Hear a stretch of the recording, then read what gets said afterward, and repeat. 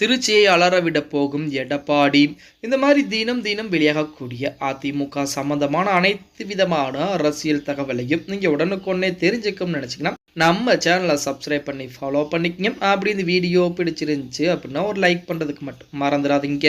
அனைத்திந்திய அண்ணா திராவிட முன்னேற்ற கழகத்துடைய பொதுச்செயலாளர் எடப்பாடி பழனிசாமி அதிரடியான அறிக்கையை வெளியிட்டிருக்கு. அறிக்கையிலே அதிமுக ஆட்சியில் குடிமரத்து திட்டத்தின் கீழ் ஆறு, ஏரி, குளங்களை தூர்வாரி நீர்நிலைகளின் மட்டம் உயர்த்தப்பட்டு பல்வேறு தடுப்பணைகளை தரமாகவும் உறுதியாகவும் மக்கள் பயன்பாட்டிற்கு கட்டி கொடுக்கப்பட்டது. திருச்சி மாவட்டத்தில் பல்வேறு பாலங்களும் சென்னையில் உள்ள நேப்பியர் பாலம் வடிவில் கொள்ளிடம் ஆற்றின் குறுக்கே 88 கோடியில் புதிய நேப்பியர் பாலமும் கட்டி கொடுக்கப்பட்டு அவை மக்களின் பயன்பாட்டிற்கு இருந்து வருகிறது. திமுக அரசு ஆட்சி பொறுப்பேற்றவுடன் அதிமுக ஆட்சியில் கட்டப்பட்ட பாலங்கள் அருகில் கொள்ளிடம் ஆற்றின் குறுக்கே சுமார் 6.55 கோடி ரூபாய் தடுப்பு சுவர் கட்டி முடிக்கப்பட்ட ஒரு சில மாதங்களுக்குள் ஆற்று நீரில் அடித்துச் செல்லப்பட்டிருக்கிறது. தடுப்பு சுவர் கட்டப்பட்டதால் மிகப்பெரிய ஊழல் நடந்திருக்கலாம் என பொதுமக்கள் மத்தியில் ஒரு பேசு பொருளாகவே இருக்கிறது. ஆகவே இந்த தடுப்பு சுவர் கட்டப்பட்டதில் நடைபெற்ற ஊழல் குறித்து முழு விசாரணை நடத்தி சம்பந்தப்பட்டவர்கள் மீது சட்டப்படி நடவடிக்கை எடுக்க வேண்டும். அதிமுக ஆட்சியில் கம்பரசம்பேட்டை அருகில் தரமான தடுப்பணை கட்டி கொடுத்தது போல ஸ்ரீரங்கம், மணச்சநல்லூர், லால்குடி ஆகிய சட்டப்பேரவை தொகுதிகளைச் சேர்ந்த விவசாயிகளுக்கும் பொதுமக்களும் பயன்பெறும் வகையில் கொள்ளிடம் ஆற்றின் குறுக்கே தரமான தடுப்பணை ஒன்றை கட்ட வேண்டும். இக்கோரிக்கையை வலியுறுத்தி அதிமுகவின் திருச்சி புறநகர் வடக்கு, திருச்சி புறநகர் தெற்கு மாவட்டங்களின் சார்பில் வரும் செப்டம்பர் 5ஆம் தேதி சனிக்கிழமை காலை 10:35 மணி அளவில் கொள்ளிடம் பாலம் அருகே